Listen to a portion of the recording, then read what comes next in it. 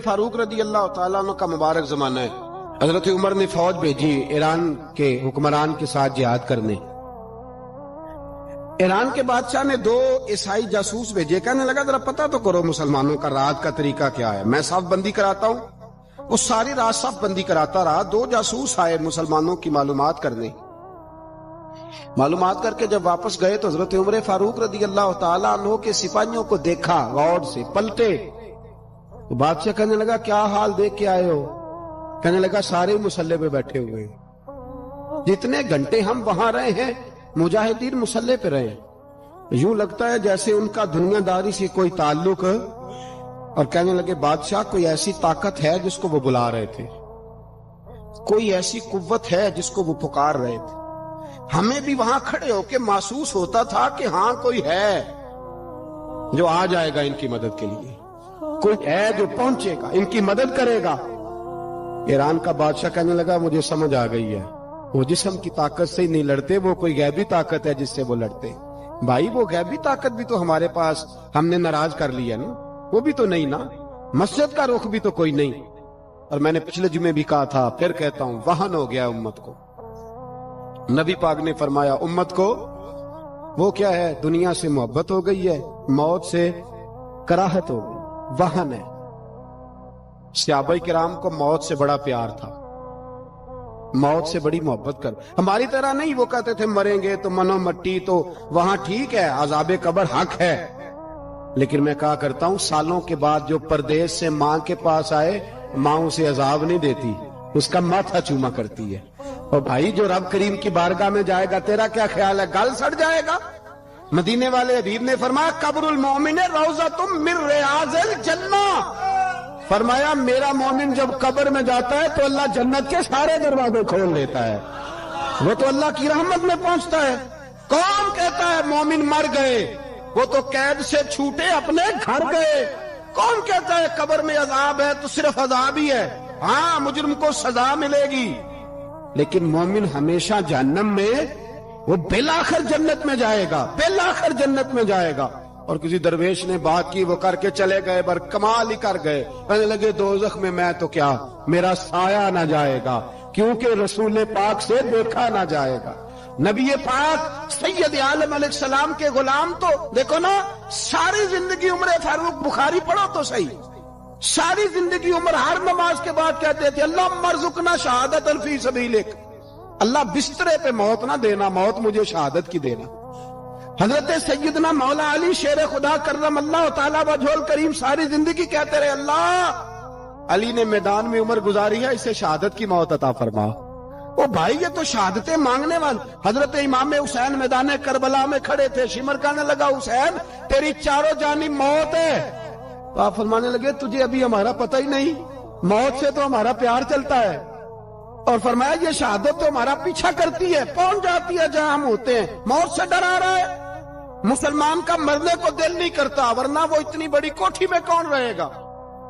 मरने को दिल इसलिए नहीं करता कि वो जो 6 करोड़ 10 करोड़ डॉलर लूट के रखे, मर गए तो खाएगा कौन। वो फकीर फाका मस्त थे, उनका घर ही कोई नहीं था, उनके बैंक बैलेंस ही कोई नहीं थे। वो कहते थे घर हमारा है, वो जो हमारे रब ने तैयार किया हुआ है, हमारा बैंक बैलेंस है, वो जो हमें जन्नत में जाके मिलेगा। उनका तो ये खाता ही कोई नहीं था, इसलिए वो शहादत की। हजरत उमर बिन जमू रज़ी अल्लाह ताला अन्हु मैदाने ओहद में 4 बेटे लेके आए। कितने बेटे बोल के बताए? 4 बेटे लेके उमर बिन जमू आए, और खुद एक टांग से लंगड़े से आती है, टांग छोटी है। हुजूर के सामने खड़े हुए कहा महबूबा मेरे 4 ही थे, मैं 4 ले आया हूं, कबूल कर ले। तो हुजूर ने फरमाया तू क्यों तलवार ओढ़े आया है, ये तूने क्यों गले में असला डाला हुआ है? कहा या रसूलल्लाह मैंने भी तो जाना है ना। तो हुजूर ने फरमाया 4 बेटे जो हैं। तो हजरत उमर बिन जमू ने बात की, सहाबा कहते हैं हम लबों से मुस्कुरा रहे थे, आंखों से रो रहे थे, क्या अजीब अंदाज है। हुजूर ने फरमाया उमर 4 बेटे जो आ गए तो तू रहने दे। हजरत उमर रो पड़े, कहने लगे महबूबा क्या लंगड़े जन्नत में नहीं जाएंगे? क्या हुजूर मैं लंगड़ा हूं तो मेरे लिए जन्नत कोई नहीं? मेरे हबीब पाक सैयद आलम सल्लल्लाहु अलैहि वसल्लम ने फरमाया अमर तू जरूर जन्नत में जाएगा। कहा महबूबा फिर बच्चे बाद में जाएंगे, मैं पहले मैदान में जाऊंगा। एक बीबी 4 बेटे लेके आई ओहद में। कहा महबूबा कुल कमाई थी मैं ले आई हूं, میرے پاس کوئی اور شے ہوتی تو میں بچا کے نہ رکھتی، بیٹے دے کے نا حاضری لگوا کے تو واپس دروازے پہ لے گئی۔ تو حضرت سیدنا عبداللہ ابن عمر فرماتے ہیں بی بی بول رہی تھی تو میرا جذبہ جہاد بڑھ رہا تھا، اپنے بیٹوں کو کہنے لگی میں تمہیں حضور کے پاس چھوڑ کے جا رہی ہوں، جب تم میدان میں گرو گے تو میں تمہیں دیکھنے آؤں گی، دیکھنا تمہاری پشت پہ کوئی زخم نظر نہ آئے، جتنے تیر کھانے ہوئے سینے پہ کھانا، اتنے تلواروں کے نیزوں کے زخم برداشت کرنے ہوئے یہاں کھانا، پشت پہ زخم نظر نہ آئے۔ حضرت عبداللہ ابن عمر فرماتے ہو بی بی کی گفتگو میرا جذبہ جہاد بڑھا رہی تھی۔ ایک بی بی 3 سال کا 4 سال کا بیٹا لیے رو رہی ہے، احد کا دن ہے، سہیلیاں پوچھتی ہیں تو کیوں روتی ہے؟ وہ کہتی ہے دیکھو میرا خامد بھی بدر میں شہید ہو گیا، بھائی اور باپ بھی، دل کرتا ہے کوئی جوان بیٹا ہوتا تو آج مصطفیٰ کے ساتھ اسے ہی بھیج دیتی، کوئی جوان میرے پاس ہے ہی 3 سال کا تو کیا کروں، 3-4 سال کا بچہ کیا کرے گا؟ پتہ نہیں کیا دلیل آئی، اچانک اٹھی، بیٹے کو سینے سے لگایا، کپڑا ڈالا، مسجد نبوی پہنچ گئی۔ حضرت بلال کہتے ہیں مجھے ملی، کہنے لگی بلال مجھے پتہ ہے حضور تیاری کرا رہے ہیں جنگ کی، پر 2 منٹ اگر میری ملاقات ہو جائے۔ بلال حبشی کہنے لگے حضور ہم ایک بی بی ضد کر رہی ہے۔ حضور باہر آئے، کہنے لگی حضور میں فلاں کی بیٹی، فلاں کی بہن، فلاں کی بیوہ ہوں، میں نے بدر میں 3 شہید دیے ہیں، اب میرے پاس یہ 3 سال کا لال ہی بچا ہے، بڑا فخر ہے میرا، لوگ مجھے شہید کی بیوہ، شہید کی بیٹی، شہید کی بہن کرتے، دل کرتا ہے شہید کی اماں بھی کہیں جاؤں تو میرا بیٹا لے لے۔ سیدنا بلال کہتے ہیں حضور مسکرائے، کہنے لگے یہ 3 سال کا نونہال کیا کرے گا؟ کہتے ہیں اماں کا عجیب جذبہ ہے، کہنے لگی محبوبہ سنا ہے اسلحہ بھی تھوڑا ہی ہے، ڈھالیں زیادہ کوئی نہیں، میرا بیٹا ساتھ رکھ لیں، جب آپ کی طرف کوئی تیر آیا نا تو میرا بیٹا ڈھال کے اس کو ڈھال بنا کے آگے کر دینا۔ محبوبہ ڈھال تو بانی سکتا ہے نا؟ حضرت بلال فرماتے ہیں مصطفیٰ کریم نے فرمایا جا میں نے قبول کیا، قیامت کے دن بیٹا گھر لے جا، جب تیرا نام پکارا جائے گا تو شہید کی اماں کہہ کے پکارا جائے گا، جا تو گھر لے جا۔ کہتے ہیں چلتے چلتے ایک غریبنی اور آ گئی، اتنی سی اٹی بان کی، اتنی سی، بلال حضور سے ملاقات ہو جائے گی، نبی پاک آ گئے، کہا محبوبہ یہ غلبہ اسلام میں میرا بھی حصہ ڈال لے۔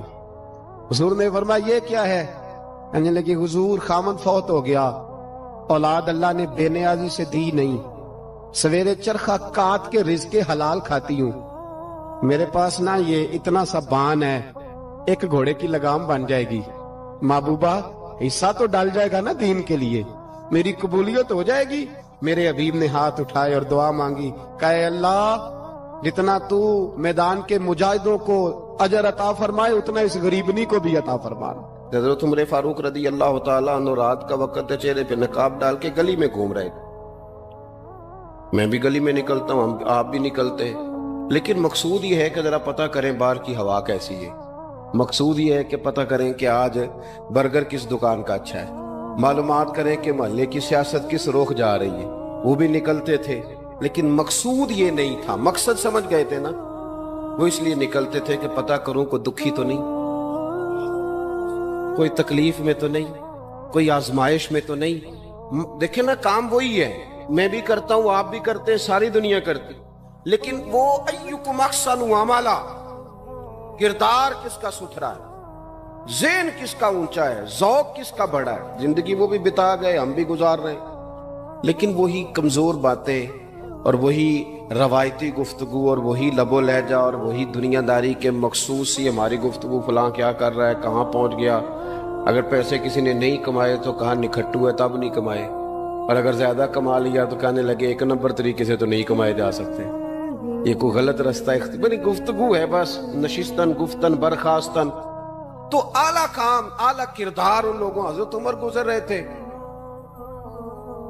تو غلام ساتھ تھا، ایک شخص کو دیکھا کہ مدینے کے باہر خیمہ لگایا ہوا ہے، بھئی خیریت ہے، یہاں خیمہ کو لگایا؟ کہنے لگا امیر المومنین سے ملنے آیا، رات ہو گئی تھی تو سوچا یہیں قیام کر لیتا ہوں، صبح ان سے ملوں گا۔ تو فرمایا اندر کسی کے درد سے کراہنے کی آواز آتی ہے، کہنے لگا میری بیوی ہے، اور بچے کی ولادت کا وقت آ گیا تکلیف میں. حضرت عمر دوڑے گھر گئے, اپنی اہلیہ سے کہنے لگے نیکی کمانے کا ارادہ ہے؟ اس نے کہا ہے. مقصد سمجھ گئے تھے نا وہ لوگ. بالکل ہے. فرمایا جو ضرورت کی چیزیں ولادت کے وقت ہوتی ہیں لے لے. کچھ گھی لے لیا, کچھ چنے لے لیے, کچھ ضرورت کی چیزیں لے لی, خاتون کو ساتھ لیا.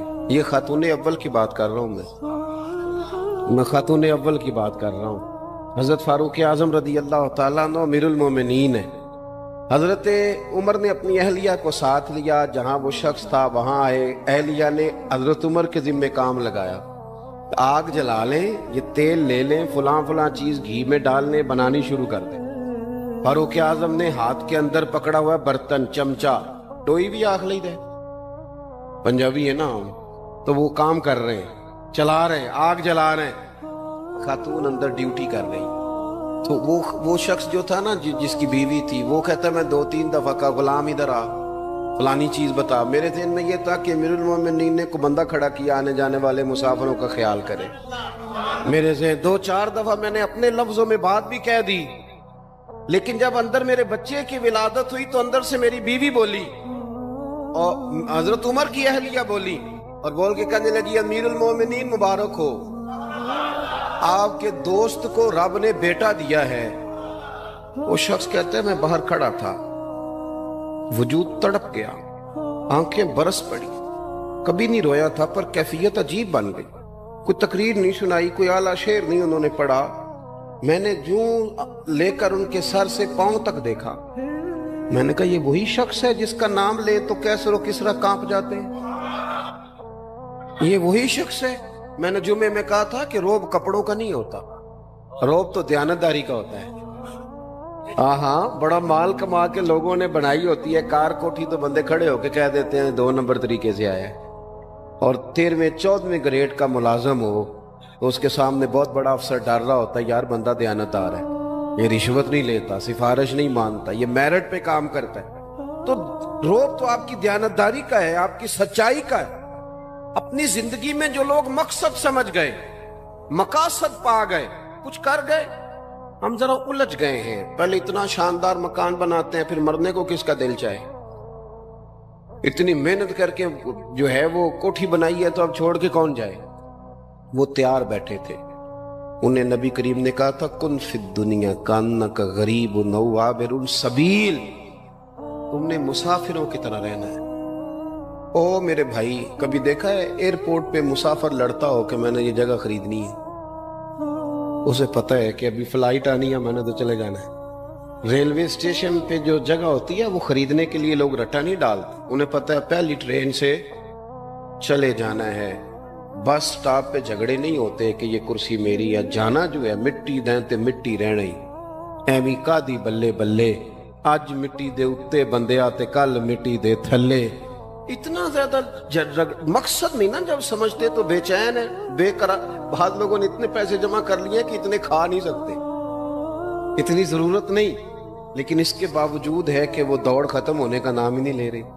حضرت صدیق اکبر رضی اللہ تعالیٰ عنہ امیر المومنین ہے. بادشاہوں کے بڑے بات ہوتی ہے. ہمارے ملک میں ایسے بھی بادشاہ گزرے ہیں کہ جو سفر پہ جاتے تھے تو خانساں میں بھی لے جاتے تھے, باورچیوں کو بھی لے کے جاتے تھے کہ کھانا میری مرضی کا ہونا چاہیے. حضرت ابوبکر صدیق نے پانی مانگا,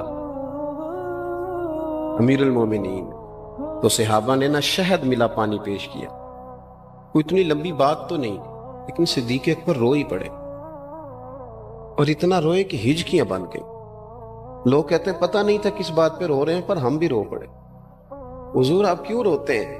تو آپ فرمانے لگے یار مجھے آسانیوں میں مبتلا کرنے لگے ہو, مجھے ان دنیا کی لذات میں الجھانے لگے ہو. میں حضور کی بارگاہ میں بیٹھا تھا, اللہ کے رسول فرما رہے تھے پیچھے ہٹ جا, پیچھے ہٹ جا, پیچھے ہٹ جا.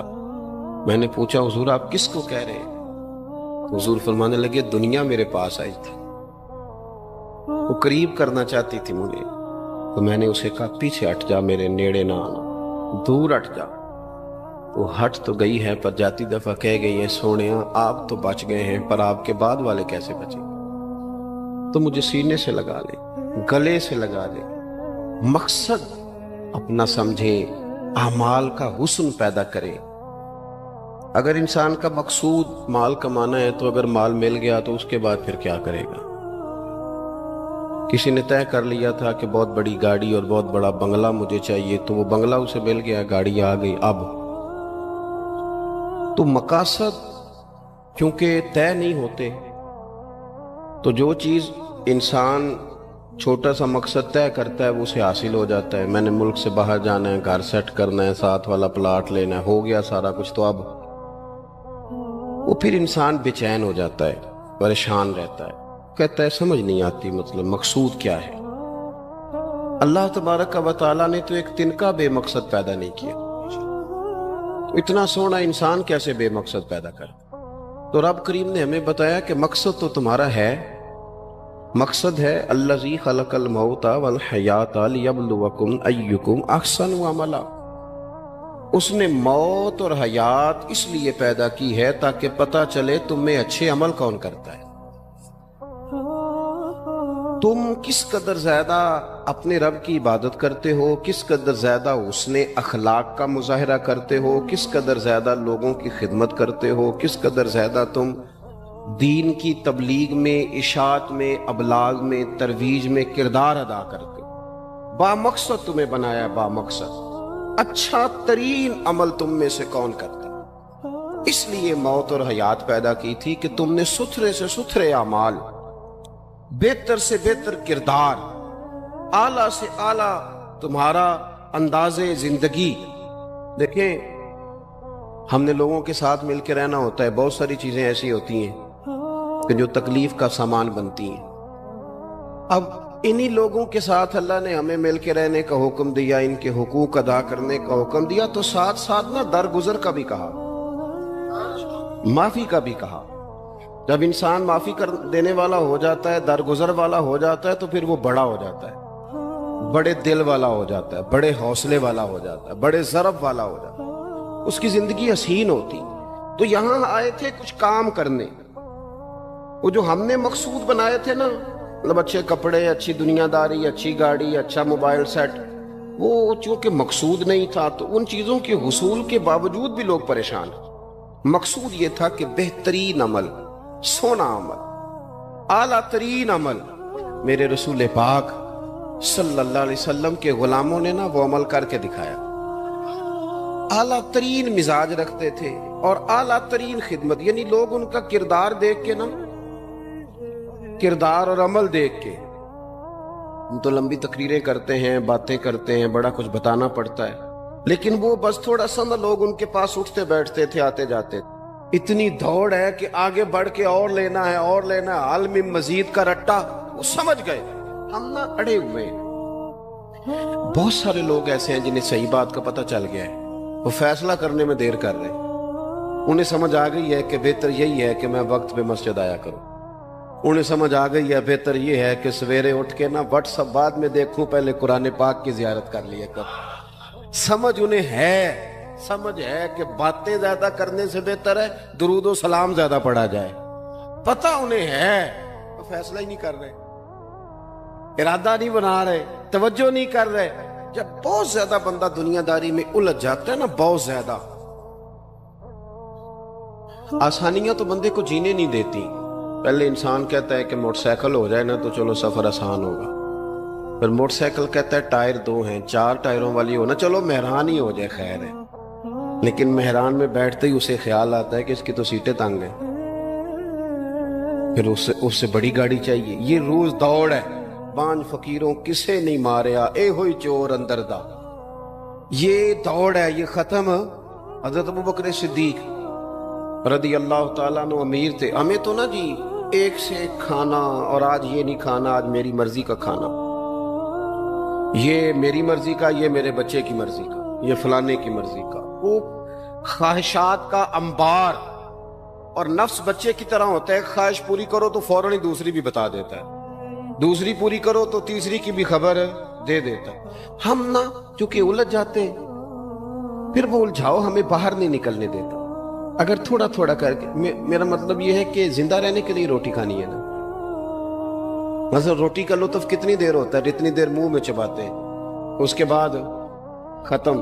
تو کپڑا تو پہننا تھا بدن چھپانے کے لیے، اس میں وہ کدھر سے آ گئی ساری کہانیاں جو آج بن گئی ہیں، بن گئی. اور اتنے میں نے عجیب و غریب نظام دیکھا ہے کہ نوجوان ہے، اچھا بھلا سیانا آدمی، کپڑے اس نے تازے سلوائے ہیں اور 99 لوگوں نے کہا ہے صحیح لگ رہا ہے، تو صرف ایک نے کہا نہیں ٹھیک لگ رہا. وہ پریشان ہو جاتا ہے، کہتے بھی اس کا کچھ کروں. کیوں؟ اس لیے کہ یہی سارا مقصود سمجھ لیا ہے، کپڑے پہننا، اسی میں الجھ جانا. میں اکثر دوستوں سے کہتا ہوں، میں خود کسی دوسرے کی بات نہیں کرتا، بہت زیادہ عمر نہیں میری، میں خود جایا کرتا تھا. شادی کوئی آ گئی تو 2-3 دن پہلے ابا جی کہتے تھے پرانے جوتے کچھ گنڈوا لا، کچھ پالش کرا لا، توڑے میں ڈال کے جانا موچی کے پاس، اس نے کچھ سیٹ کر دینے. اب کہاں رہ گیا جی یہ کام؟ چھٹی نہیں ہو گئی. اب کون سا ایسا سلسلہ ہے؟ وہ جو کہیں سے کپڑا تھوڑا پھٹ جاتا تھا نا، تو اماں اس کو اس طرح پیوند کراتی تھی کہ ڈیزائن بھی بن جاتا تھا اور کام بھی چل جاتا. کدھر گیا وہ دور؟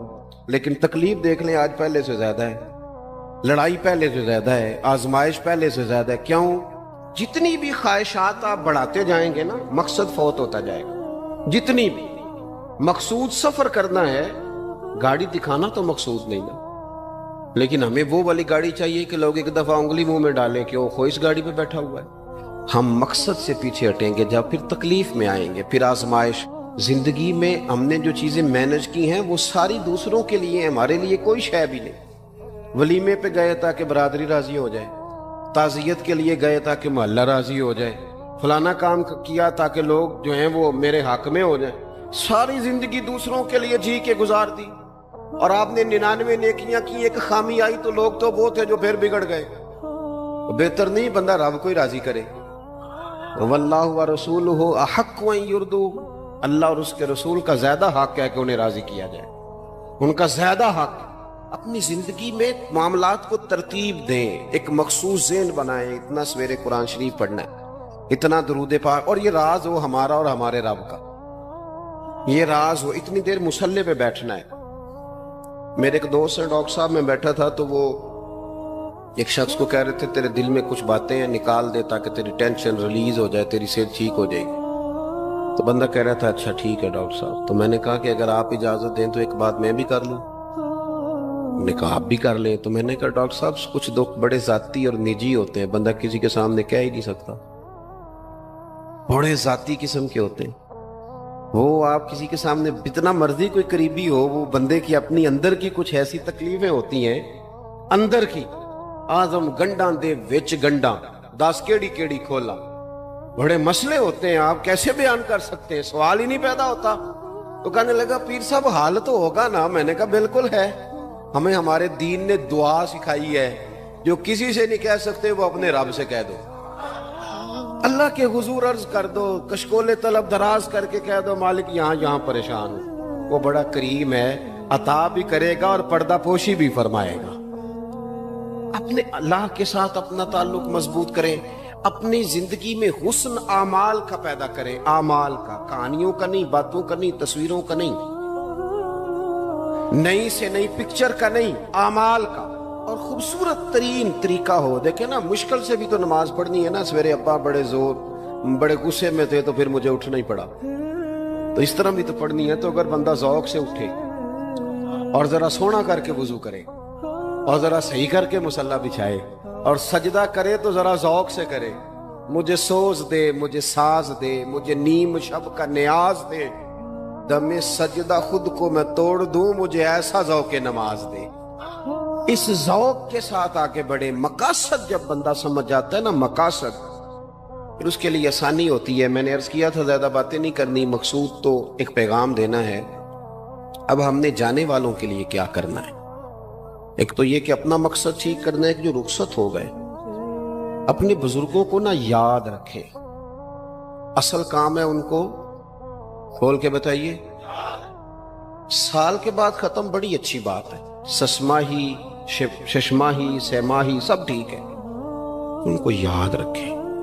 حضور نہ یاد رکھتے تھے، اپنی والدہ کا ذکر کرتے، اپنے والد کی بات کرتے، اپنے دادا کا ذکر کرتے.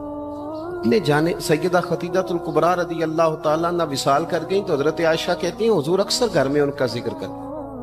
اپنے بزرگوں کو یاد رکھیں، ان کا ذکر کریں. ان کو نا والد کے لیے نا والد ہونا شرط ہے، پی ایچ ڈی ہونا شرط نہیں. والد کے لیے والد ہونا شرط ہے، مفتی ہونا شرط. والد ان پڑھ بھی ہو تو بچے کو سمجھانے کا سلیقہ سے اللہ اسے عطا کاری دیتا ہے. ماں بالکل ان پڑھ بھی ہو تو بچوں کو سمجھانے کا طریقہ اللہ اسے ان سے سیکھے. میرے والدہ اور والدہ دونوں اپنا نام نہیں لکھ سکتے تھے، تو میں اپنے دوستوں سے کہتا ہوں مجھے کبھی موقع ملے تو میں کئی جلدوں میں کتاب لکھ سکتا ہوں اپنے ماں باپ. اس لیے کہ وہ جو ہمیں سکھا گئے، جو بتا گئے، وہ انہی کا خاصہ تھا. تو اپنے ایک تو جانے والوں کو یاد رکھیں، دوسرا ان کے لیے دعا کریں تو درد سے کریں، سونی کر کے کریں، صحیح کر کے کریں، اکیلے بیٹھ کے کریں. دعا کا سب سے زیادہ تعلق آپ کے دل کی آواز کے ساتھ ہوتا ہے. اور جس طرز میں حضور نے ہمیں حدیث سکھائی ہے نا، اس رنگ میں کبھی آپ حدیث کو سیکھیں، سمجھے نا. حضور فرماتے ہیں جس طرح دریا میں ڈوبنے والا سہارا تلاش کرتا، دریا میں اسے کتنی کو جلدی ہوتی ہے، غوطے لگ رہے ہوتے ہیں. وہ اس طرح کا نہیں ہوتا کہ میں عصر کی نماز کے بعد پھر آؤں گا تجھے نکالنے، اس طرح تو نہیں نہ ہوتا. دریا میں ڈوبنے والا اس طرح کشتی سہارا تلاش کرتا ہے، حضور فرماتے ہیں اس طرح قبر میں جانے والا دعاؤں کا انتظار کرتا ہے. آپ نے دیر کر دی دعا مانگنے میں، ختم دلانے میں دیر کر دی. خود صبح و شام ہمہ وقت دعا. ابھی آپ آیتیں سن رہے تھے سورہ ابراہیم کی، اللہ نے نماز میں رکھ دی ربنا اغفر لی ولی وللمؤمنین یوم یقوم الحساب. ایک تو نے یاد رکھیں، خوب دعا کریں، اور دوسرا کوشش کریں کہ وہ جو نیکیاں کرتے تھے وہ نیکیاں بھی جاری رہیں. جن لوگوں سے ان کا اچھا تعلق تھا وہ تعلق بھی قائم رہے. یہ بھی کوشش کریں کہ ان کے لیے صدقات و خیرات کریں، اور قیمتی صدقہ دیں. قیمتی، میں بات ختم کرنے لگا ہوں بس. قیمتی صدقہ دیں، قیمتی. 15 تولے سونا گھر میں پڑا ہوتا ہے، قیمتی ہوتا ہے نا. کبھی کسی نے چوک میں بتایا کہ آج 15 تولے سونا میرے گھر میں پڑا ہے؟ بولو نا، لگتا ہے تو 10 چھڑنا ہے. اگر گھر میں 50 لاکھ روپے کیش پڑا ہو تو چوک میں گلی میں آ کے آپ بات کریں کہ گھر میں پیسے پڑے ہیں؟ کیوں؟ کہ وہ قیمتی ہیں، کوئی لے نہ لے. تو یہ جو 5000 مسجد دیکھ کے سارے محلے کو بتاتے ہو، یہ بھی صدقہ تھا، یہ بڑا قیمتی چیز تھی. یہ بتانے والا نہیں تھا، یہ تو نیکی تو قیمتی تھی. قیمتی چیز جو ہوتی ہے وہ تو چھپائی جاتی ہے کہ بتائی جاتی ہے. یہ جو بیٹیاں ہیں نا اسلام کی، مائیں بہنیں، یہ قیمتی ہیں. اس لیے اسلام انہیں کہتا ہے تم گلیوں اور چونکوں میں آنے والی نہیں، قیمتی چیزیں گھر کے اندر رہا کرتی ہو. تم قیمتی چیزیں ہو، تمہارا وجود قیمتی ہے. تم کبھی ماں ہو، کبھی بیٹی ہو، کبھی بہن ہو، کبھی بیوی ہو، قیمتی ہو. اس لیے تمہیں اسلام کہتا ہے کہ گھر کے اندر رہو گی تو تمہاری قیمت رہے گی. کچھ چیزیں ایسی ہیں جو چونکوں میں گلیوں میں پھیل جائیں تو ان کی قیمت نہیں رہتی. اس لیے تمہیں کہا جاتا ہے کہ گھر میں رہو. یہ جو تمہیں چونکوں میں لاتے ہیں یہ تمہیں بے وقت کرنا چاہتے ہیں، بے قیمت کرنا چاہتے ہیں. انسان تھوڑی دیر کے لیے، اگر تھوڑی دیر کے لیے غور کرے تو بڑے بڑے جانور انسان سے بڑے طاقتور ہیں، لیکن اللہ نے ان کی نکیل انسان کے ہاتھ میں تھما دی. اتنا بڑا جہاز ہے، ٹنوں وزن لے کے چل رہا ہے. انسان کے بس کی بات نہیں کہ وہ کئی لوگ لگ کے بھی اس کو اٹھا سکیں، لیکن اللہ نے اس کے قبضہ و اختیار میں کر دیا ہے. فرمایا هو الذی خلق لکم ما فی الارض جمیعا، زمین میں جو کچھ ہے سارا تیرے لیے بنایا ہے، آسمان میں جو ہے سارا تیرے لیے بنایا ہے. وما خلقت الجن والانس الا لیعبدون، فرمایا کل کائنات میں نے تیرے لیے بنائی ہے اور تجھے میں نے اپنی عبادت کے لیے پیدا فرمایا ہے. تو جنوں اور انسانوں کو اللہ نے اپنی عبادت کے لیے تخلیق فرمایا.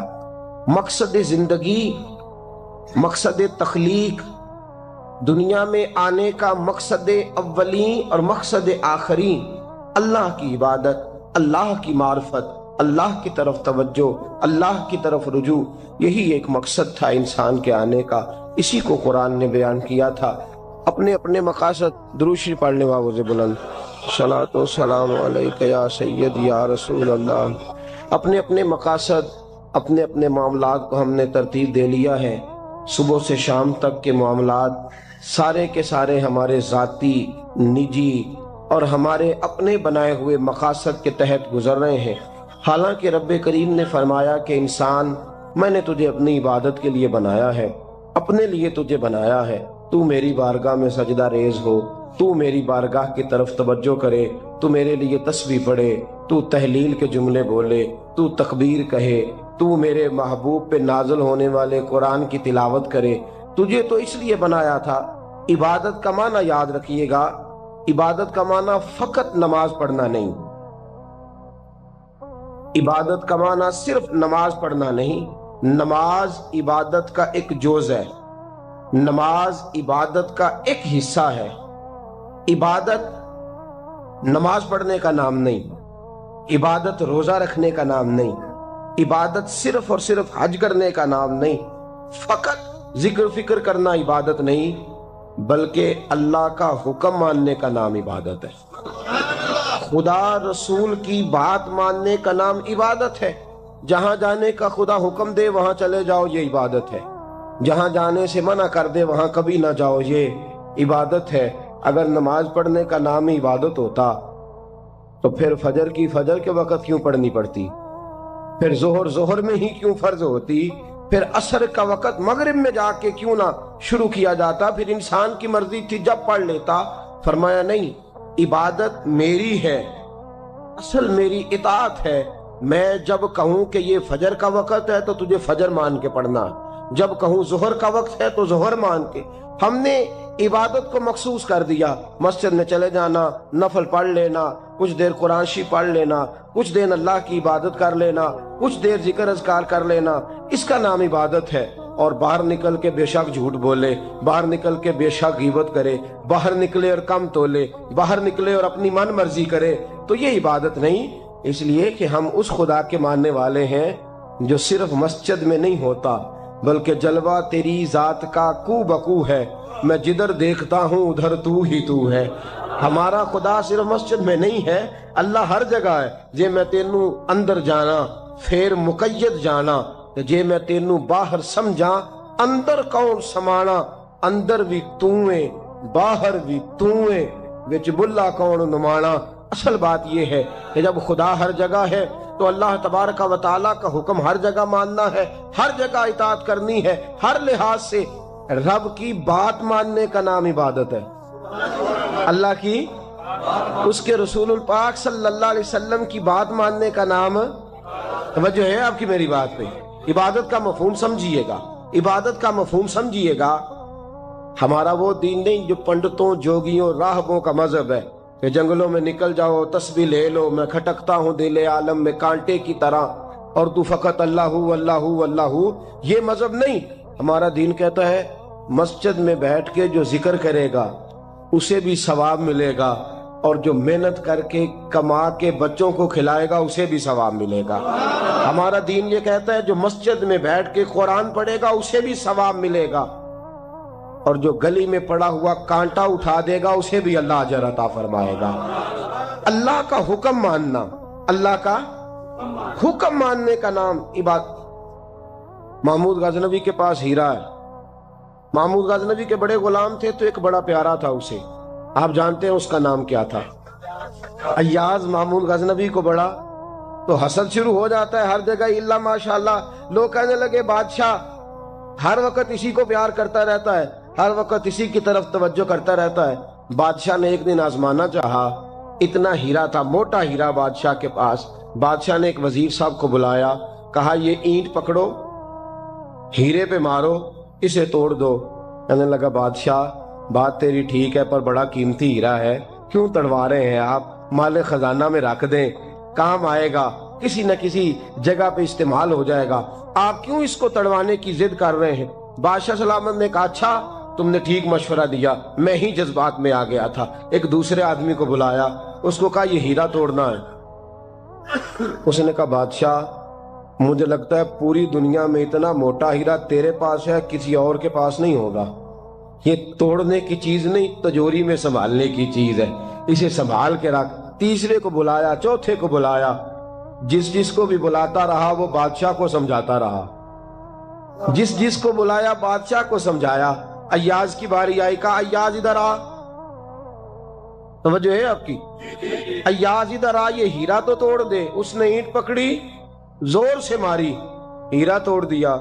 بادشاہ کہنے لگا بڑا بیوقوف ہے بھئی تو، یہ سارے میرے خیر خواہ تھے، مجھے سمجھاتے رہے اور تو نے خیال ہی نہیں کیا، میں بیوقوف تھا تو بھی ساتھ ہو گیا، توڑ ہی دیا۔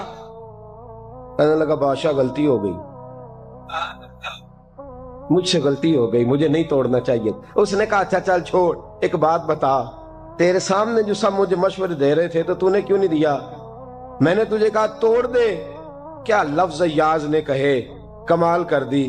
کہنے لگا بادشاہ میرے دل میں خیال آیا ہیرا ٹوٹتا ہے تو ٹوٹ جائے، میرے بادشاہ کا حکم نہیں ٹوٹنا چاہیے، یہ ٹوٹتا ہے تو ٹوٹ جائے، یہ کرچی کرچی ہوتا ہے تو ہو جائے، خزانہ خالی ہوتا ہے تو ہو جائے، لیکن میرے مالک کا حکم نہیں ٹوٹنا چاہیے۔ بادشاہ میں ہر چیز توڑ دوں گا پر میں تیرا حکم نہیں توڑ سکتا۔ بس دوستو یہی عبادت ہے، بلا مثال و بلا تشبیہ بات سمجھیے گا۔ جس نے خدا کا حکم توڑ دیا اس نے عبادت نہیں کی، اور جس نے خدا کا حکم اچھا آؤ نماز کے لیے، دکان کا وقت ہے، گاہک بھی زیادہ آ گئے ہیں، رش پڑ گیا ہے، اب تھوڑا وقت مشکل ہو جائے گا، ذرا تھوڑی دیر میں پڑھ لوں گا۔ ہیرا ٹوٹتا ہے تو ٹوٹ جائے، گاہک آنے کا سلسلہ ٹوٹتا ہے تو ٹوٹ جائے، روزی آنے کا سلسلہ ٹوٹتا ہے تو ٹوٹ جائے، مسلمانوں خدا کا حکم نہیں ٹوٹنا چاہیے، رسول اللہ کا فرمان نہیں ٹوٹنا چاہیے۔ میرے رسول پاک صلی اللہ تعالی علیہ وسلم کا اقبال نے کیا کہا؟ کہنے لگا اے طائر لاہوتی، اس رزق سے موت اچھی جس رزق سے آتی ہو پرواز میں کوتاہی۔ کہا خدا کا حکم نہ توڑ بیٹھنا، اور عبادت بھی جس کو اللہ کہہ دے وہ عبادت ہے۔ ایک بندہ زوال کے وقت نماز پڑھنے کھڑا ہو جائے تو ہو جائے گی، کیوں؟ نماز نہیں پڑھ رہا؟ اچھا میں آپ کو روایت سناتا ہوں، شیر خدا مولا کائنات حضرت علی المرتضی رضی اللہ تعالیٰ عنہ فرماتے رسول پاک صلی اللہ علیہ وسلم نے ہمیں منع فرمایا یا جب عید الفطر کا دن ہو یا عید الاضحیٰ کا دن ہو تو تم نے کیا کرنا ہے؟ فجر کی نماز پڑھنی ہے، اس کے بعد اشراق چاشت نہیں پڑھنی، فجر سے لے کر عید کی نماز تک درمیان میں کوئی نماز نہ پڑھنا۔ جب عید کی نماز ہو چکے پھر تمہیں اجازت ہے جتنے مرضی نفل پڑھو، لیکن فجر سے لے کر عید تک تم کوئی اور نماز نفل درمیان میں نہ پڑھنا۔ حضرت علی المرتضی شیر خدا کا زمانہ ہے، عید کا اعلان ہو گیا، عیدگاہ میں لوگ کٹھے ہو رہے ہیں، ایک شخص دوڑا آیا، اس نے آ کے نماز کی نیت باندھ لی۔ توجہ ہے آپ کی؟ میں نے کہا عبادت ہے خدا کا حکم ماننے کا نام۔ حضرت علی رضی اللہ تعالیٰ عنہ نے نماز کے بعد اس شخص کو بلایا، فرمایا ادھر آ، تجھے نہیں پتا کہ جب تک عید کی نماز نہیں ہوتی کوئی اور نفل نہیں پڑھیں گے؟ کہنے لگا جی میں نے نماز ہی پڑھی ہے، کوئی جرم کیا ہے؟ کوئی نماز پڑھی ہے نا، میں نے سجدہ کیا ہے، کوئی جرم ہے؟ حضرت علی نے تلوار نکال لی، فرمایا جو مصطفیٰ کی سنت توڑ کے نفل بھی پڑھے گا میں اس کا بھی سر قلم کر دوں گا، جو رسول پاک کے حکم کے خلاف عبادت بھی کرے گا اس کو بھی قتل کر دیا جائے گا۔ توبہ کر۔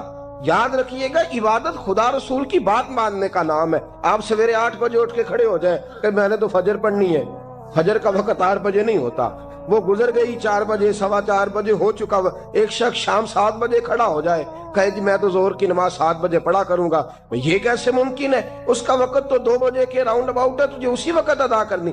یاد رکھیے گا عزیز ساتھیو، عبادت اللہ کا حکم ماننے کا نام ہے، لیکن عبادت کی بہت بڑی جو ایک رکن ہے، عبادت کا بہت بڑا جو ایک جز ہے وہ نماز پڑھنا، بہت بڑا جز۔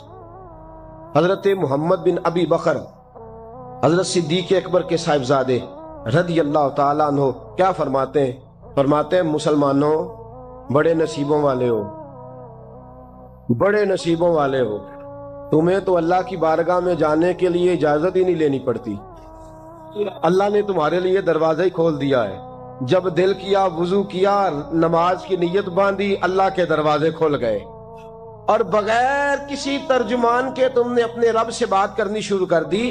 عبادت ایسی نعمت ہے، اللہ کی بارگاہ میں کھڑے ہونا، سجدہ کرنا اتنی بڑی فضیلت کی بات ہے۔ یہ حدیث میرا خیال ہے آپ کو کبھی بھولنی نہیں چاہیے۔ سید عالم نور مجسم شفیع معظم صلی اللہ علیہ وسلم نے فرمایا بتاؤ اگر کوئی کسی کے گھر مہمان جائے تو میزبان اس کے ساتھ کیا سلوک کرے گا؟ تو صحابہ کہنے لگا یا رسول اللہ جتنا میزبان اچھا ہوگا اتنا ہی اچھا سلوک کرے گا، جتنا وہ اعلیٰ ہوگا اتنا ہی اعلیٰ سلوک کرے گا، جتنا وہ عرفہ ہوگا اتنی ہی اس کی بات بھی بڑی ہوگی۔ نبی پاک صلی اللہ علیہ وسلم نے فرمایا جو مسجد جاتا ہے وہ اللہ کا مہمان ہے، جو مسجد جاتا ہے وہ اللہ کا مہمان ہے۔ فرمایا میزبان کے ذمے ہے کہ مہمان کے اوپر رحمت کرے، کرم کرے۔ فرمایا جب تو مسجد جاتا ہے تو خدا بھی رحمتوں کے دروازے کھول دیتا ہے، اللہ تیرے لیے فضل کے دروازے کھول دیتا ہے۔ نبی پاک صلی اللہ تعالی علیہ وسلم نے فرمایا جب تو اپنے گھر سے مسجد جانے کے لیے ابھی نکلتا ہے، ابھی تو گیا نہیں، ابھی تو نکلا ہے، فرمایا تو نے سیدھا پیر اٹھایا ہے تو تیرا ایک درجہ بلند ہو گیا ہے، تو نے الٹا قدم اٹھایا ہے تو تیرا ایک گناہ معاف ہو گیا ہے، پھر تو نے سیدھا قدم اٹھایا ہے تو تیرا ایک درجہ بلند ہو گیا۔ اپنی اپنی طبیعت ہے نا۔ حضور نے حدیث سنائی، حضرت سیدنا اسید بن حضیر رضی اللہ تعالیٰ عنہ دیہاتی آدمی تھے، مسجد نبوی سے دور گھر تھا، مسجد آنے جانے کے لیے گدھا رکھا ہوا تھا، گدھے پہ بیٹھ کے مسجد آتے تھے، نماز پڑھ کے اسی پہ بیٹھ کے لوٹ جاتے تھے۔ جس دن حضور نے فرمایا نا ایک قدم پہ ایک گناہ معاف ہوتا ہے، ایک قدم پہ ایک نیکی ملتی ہے، گدھا گھر ہی چھوڑا ہے۔ صحابہ کہنے لگے یار دور کا تیرا سفر ہے، تم آرام سے گدھے پہ آ جا۔ کہنے لگے کیوں؟ میں کیوں گدھے پہ آؤں؟ میں تو روز پیدل آؤں گا، تم سب کے تھوڑے تھوڑے گناہ معاف ہوں گے، تھوڑے تھوڑے درجے بلند ہوں گے۔ میں نے چونکہ دور سے آنا ہے، اللہ میرے زیادہ گناہ معاف فرمائے گا، میرے زیادہ درجے بلند فرمائے گا، میرے اوپر زیادہ کرم نوازی فرمائے گا۔ جو مسجد کی طرف چل کے آیا ایک ایک قدم پر اللہ اس کے درجے بلند کرے گا، ایک ایک قدم پہ اللہ اس کے گناہ معاف کرے گا۔ قرآن مجید کی طرف ہے، معانی مفاہیم سمجھنے کا ذوق ہو، میرا رب میرے لیے کیا فرماتا ہے پر جان دے۔ یہ سورہ فاتحہ ہے نا، سورہ فاتحہ اللہ کا فضل ہے مسلمانوں کے بچوں بچے ہوا کی بچے بچے کی زبان پر جاری ہو جائے۔ اللہ کے پیارے حبیب صلی اللہ علیہ وسلم نے فرمایا یہ ذرا اس کا مزہ لیجیے گا۔ حضور فرماتے ہیں، رب فرماتا ہے یہ سورہ فاتحہ آدھی میرے بندے کی آدھی میری ہے، آپ کو بھی اس کا ذائقہ لینا ہو، یعنی یہ میرے اور میرے بندے کے درمیان ہے، تقسیم ہے، کیا بلا سورہ ہے، یہ اس کا مزہ لینا آج کے بعد۔ یہ بندے کے درمیان اللہ کے درمیان تقسیم ہے، وہ کریم ہے نا، اپنے فضل سے کہہ رہا ہے تقسیم ہے۔ کیسے؟ بندہ کہتا ہے الحمدللہ رب العالمین الرحمن الرحیم مالک یوم الدین ایاک نعبد و ایاک نستعین، یہ اس نے اپنے رب کی حمد کی، اللہ کی تعریف کی، اللہ سے استعانت کا سوال کیا، اپنی ساری عبادتیں نیاز مندیاں اس کے حضور پیش کر کے نا اب بندہ اپنا حصہ اپنے مالک سے طلب کرتا، کہتا ہے میرے الصراط المستقیم۔ دنیا میں سب سے زیادہ تکلیف میں وہ بندہ ہوتا ہے جو الجھا ہوا ہوتا ہے۔ اب میں ساری باتیں کیسے آپ کو سمجھاؤں گا؟ تو بھائی ساری بندے کے پاس میں موجود ہو، قد بڑا اونچا ہو، رنگ بڑا پیارا ہو، لیکن اگر اس کے پشت پر کرتے پہ لکھا ہو کسی کو ملے تو فلان ڈریس میں پہنچا، شعور ہی نہ ہو، اس کے پاس ذہنی استعمال بھی نہ ہو، اور اس کے بعد کروڑوں روپیہ پہ ہو تو کس کا ہوگا؟ ہدایت کا نور، شعور کی زندگی اتنی بڑی نعمت ہے۔ میں نے تھوڑی سی دنیا دیکھی ہے کہ ایسی آدمی ہے دنیاوی طور اور کئی ممالک میں بزنس کرتا ہے اور اس کی کمپنی کئی ملکوں میں جانی جاتی ہے، لیکن ہدایت کا رستہ اس طرح آتا ہے کہ جب وہ اپنی کل کی تسکین کے لیے پیاس بجھانے کے لیے کھڑا ہوتا ہے تو بت کے سامنے کھڑا ہوتا ہے، تو دنیاوی طور پر ظاہر نہیں بھی اچھی ہے اور اس کے پاس ڈھیر سارے مانا اسباب ہیں. اور میرے یاروں دیکھو تو شیطان اتنی بڑی نعمت ہے کہ تم پیدا ہی عثمان کی گود میں ہوا جس نے کہا کہ اشہد ان لا الہ الا اللہ. اب جب تو سورہ فاتحہ یہ دنیا کو دیکھ کر کے لوگ کتنے گمراہ ہیں، مالدار ہونے کے باوجود، ڈگریوں کے باوجود. اب جب تو اللہ سے کہتا ہے نا اہدنا الصراط یا اللہ سیدھے راستے پہ چلا، پھر ہدایت یہ قدر ہوتی ہے. اور پھر کئی لوگ ایسے تھے جو چلے سیدھے راستے پر، آئے بھی جناب عیسیٰ، لیکن معاذ اللہ کیا حشر کیا ہے سانیوں نے ان کی تعلیمات. عقیدے کیسے کر دیے، معاذ اللہ ثم معاذ اللہ تدلے کو نہ باشا. جناب عیسیٰ کو اللہ کا بیٹا کہنا گمراہ ہو. یہودیوں نے کیا کیا، حضرت عزیر کو اللہ کا بیٹا کہہ دیا. معاذ ہدایت آئی تھی برمائے نہ رہ سکے. یا اللہ ہدایت دے اور صراط الذین انعمت علیہم، کون والی لینا جن پر تو انعام فرمائے، غیر المغضوب علیہم ولا الضالین، ان کے راستے سے بچانا جن پر تیرا غضب ہوا، جو گمراہ ہوئے، جو راہ سے بھٹک گئے. اللہ فرماتے ہیں میری اور میرے بندے کے درمیان یہ سورت جو ہے یہ تقسیم آئی. اگر آپ کا قرآن مجید کے ساتھ ہو جائے لگاؤ، اگر ہو جائے اسے سیکھنے سے پڑھا تو آپ یقین کریں جتنی لذت انسان کی روح کو قرآن مجید پڑھ کے نصیب ہوتی ہے، جتنی قرآن مجید پڑھ کے نصیب ہوتی ہے. ایک بہت پریشان دوست میرے پاس آئے اور سمجھدار ہیں، مالدار ہیں، بڑے لکھے ہیں اور معاملات دنیا میں سمجھتے ہیں، تو وہ آگے کہتے ہیں ایک کنجی کھولتا ہوں تو دوسری میرے لیے اور پریشانی والی بات جاتا ہے. ساری زندگی یوں ہی گزر گئی ہے، ایک مسئلہ حل کیا دوسرا تیار رہا ہے. زندگی جبر مسلسل کی طرح کاٹی ہے.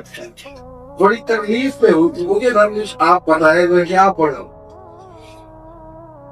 تو میرے ان دنوں خود زیر مطالعہ سورہ یوسف میں نے اسے کہا آپ غور سے سورہ یوسف کا مطالعہ. یہ حضرت یوسف یہ نا پہلے باپ کے لاڈلے، یہ وہی جناب یوسف ہے جو پھر گمے ہوئے، یہ پھر وہی جناب یوسف ہے یہ مصر کے بازار میں، یہ وہی ہیں جو بعد میں شہزادے اور بڑی ان کی اعلیٰ عرفہ خدمت ہوتی ہے. وہی جناب یوسف جیل میں ہے، لیکن میرا مالک ہے نا وہ عطا کرنے پہ آیا ہے، تو جس ملک کے وہ کہتی تھی اسی ملک کا انہیں حکمران بنا دیا. یہی انسانی زندگی کی حقیقت ہے. قرآن نے بڑے واقعات بیان کیے، لیکن اس کے بارے میں نحن نقص علیک احسن القصص، یہ جو واقعہ ہے یہ بڑا عظیم ہے، یہ انسانی زندگی کے اتار چڑھاؤ کا بیان ہے. یہ آپ کو متجدد سکھائے گا کہ زندگی میں اسپیڈ بریکر لے آئیں گے، کبھی کبھی گلیوں میں پانی بھی آئے گا، اور کبھی کبھی ایسا بھی ہوگا کہ آپ کو رات کو اٹھ کے بھی کچھ مشکلات کے بارے میں سوچنا پڑے گا. لیکن رب کریم کی رحمت اگر انسان کے ساتھ ہے اور اس کی توجہ اپنے والد کی طرف ہے تو پھر اللہ تعالیٰ اسے اعزاز کی منزلیں بھی عطا کرتے ہیں. قرآن مجید سے دلچسپی پیدا کریں. قرآن مجید سورہ یاسین کو ہم دیکھتے ہیں، ایک فصل میں اللہ تعالیٰ نے 2 نبی بھیجے، لوگوں نے بات نہیں مانی ایک اور ہے. اب یہاں تبلیغ و ارشاد کا کام کرنے والے جتنے پریشان ہوتے ہیں وہاں کچھ بولی اتنی محنت ہے، اتنی جدوجہد ہے، کچھ لوگ تو نہیں سنتے. 3 پیغمبر بھیجے ہیں، لیکن جب لوگوں نے بات نہیں مانی تو کیا جملہ کہا انبیاء نے، کیسا حسین ہے. کہا بھائی وما علینا الا البلاغ المبین، ہمارے ذمہ تو کھول کر بیان کرنا کو ہم نے کرنی ہے، باقی ہدایت تو اللہ کے دستے گزر. تو میرے عزیز ٹھہراؤ پیدا ہوگا، زندگی سمت کا تعین کرے گا. آپ محسوس کریں گے کہ ہم ایک ٹھہراؤ کا شکار ہے. جو بندہ جہاں بھی ہوگا عجیب سے اطمینان اپنی طبیعت میں پیدا کرے گا. شرط یہ ہے کہ وہ قرآن پاک کا طالب علم. قرآن مجید ہر شخص کو اس کے مقام پر قرار عطا فرمائے گا. آج میں نے تلاوت کی تھی، اس پر آتا ہوں اور اپنی بات کو سمیٹتا ہوں. ہمارے ہاتھوں میں اسلام کی جو سب سے بڑی صداقت موجود ہے وہ قرآن مجید، اور ہمارے پاس اس وقت نبی کریم علیہ السلام کا جو سب سے بڑا معجزہ ہمارے ہاتھوں میں موجود ہے وہ بھی قرآن مجید ہے. عرب کے لوگ کہتے تھے آپ اپنے پاس سے آیات بنا چلا. چیلنج دیا قرآن کا، وَإِن كُنتُمْ فِي رَيْبٍ مِّمَّا نَزَّلْنَا عَلَىٰ عَبْدِنَا فَأْتُوا بِسُورَةٍ مِّن مِّثْلِهِ وَادْعُوا شُهَدَاءَكُم مِّن دُونِ اللَّهِ إِن كُنتُمْ صَادِقِينَ.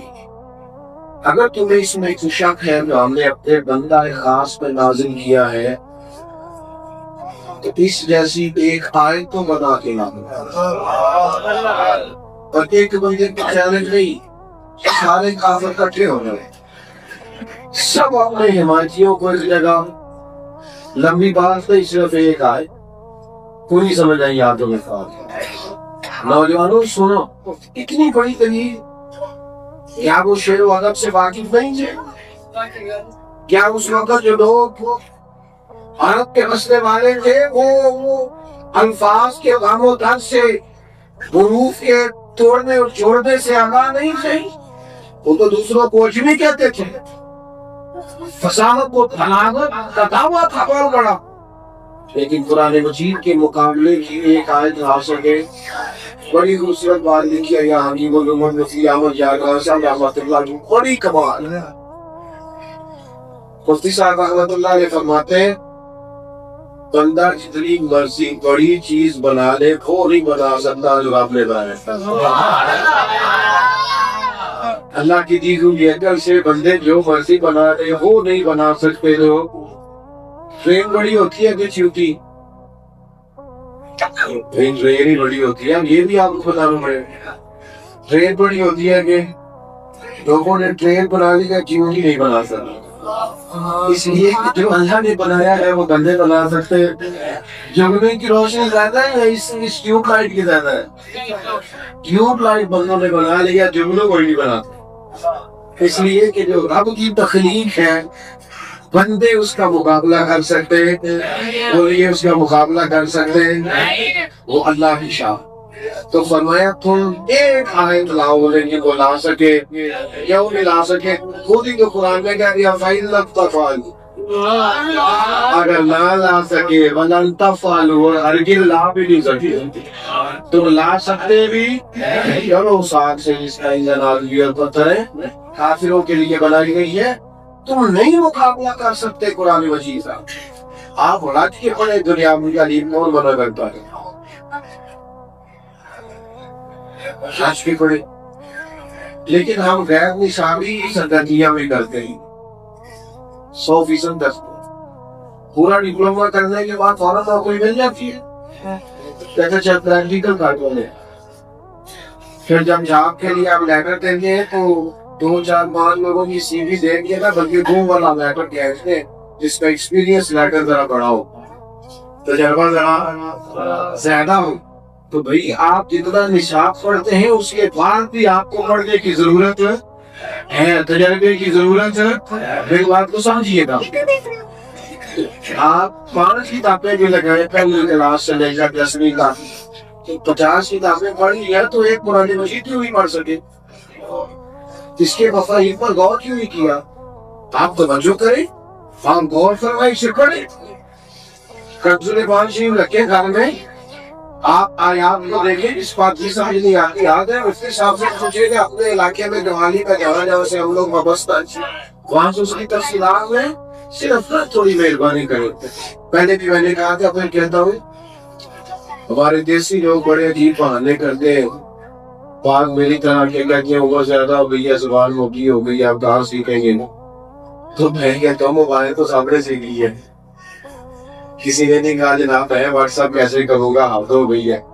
آپ غلط مجھ سے ہوئیے گا، میں چونکہ کیمروں سے بڑا تانگا رکھتا ہوں، ہر جگہ یہ سواری رہتے ہیں اور جہاں نہیں بھی بننا چاہیے وہاں بھی چھوٹے بچوں سے لے کر ضعیفوں پر بزرگوں تک سب کو فوٹو اپلوڈ کرنی آ رہی ہے نا، سب کو لائکس کمنٹس دیکھنے آ گئے نا میرے بھائی.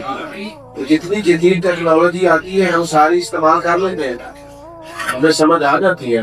گھر میں جتنی چیزیں نہیں آئی ہیں وقت کے لحاظ سے وہ ساری لوگوں نے استعمال کرنے سیکھی.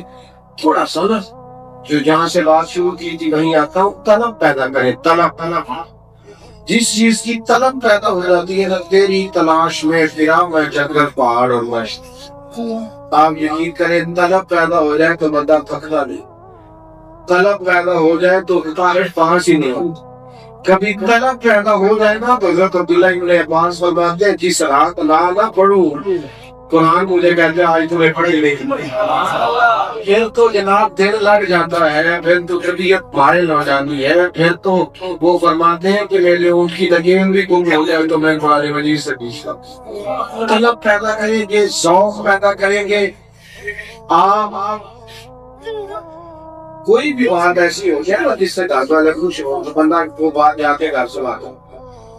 تو بھائی آپ نے جو آیات سیکھی، جو کرنے پر سیکھا، جو جہاں سے کچھ پڑھا، تھوڑا سا کبھی اسے بھی کھول لے گھر کے اندر، تھوڑا سا غور کر لے گا یہ رات بات کمال ہو گئی ہے. یہ بات یہ پہلی دفعہ میں نے سنی، یہ پہلی دفعہ سمجھ لیا. یہ بھی رنگ ہے طلب پیدا کرے. دین بڑا مزہ، جو دین کے طالب علم ہو جاتے ہیں نا آپ یقین کریں، اور پتہ ساری زندگی طالب علم رہتا ہے.